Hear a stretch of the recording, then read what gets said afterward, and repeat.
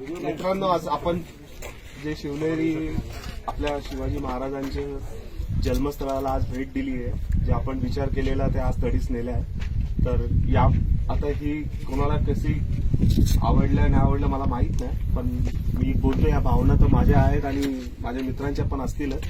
तर अशा पद्धतीने आपण शिवाजी महाराजांच्या जन्मस्थळाचा आशीर्वाद घेतला आणि आपण आपल्या जीवनामध्ये पण शिवाजी महाराजांना घेऊन आलो पाहिजे. त्यांचे फक्त टीका लावून जय शिवराय बोलून होत नसतं.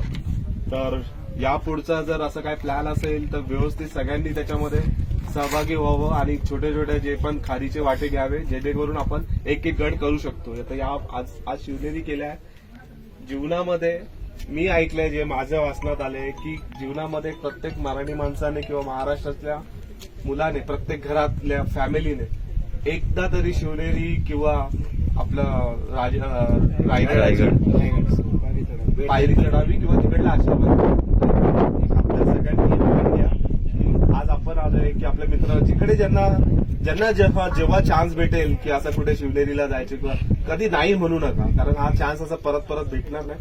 आय एम व्हेरी शुअर की आज आपल्याला बघून आपले जे मुलं नाही आले किंवा ते नक्कीच त्यांना असं वाटेल की आम्ही काहीतरी मिस केलंय.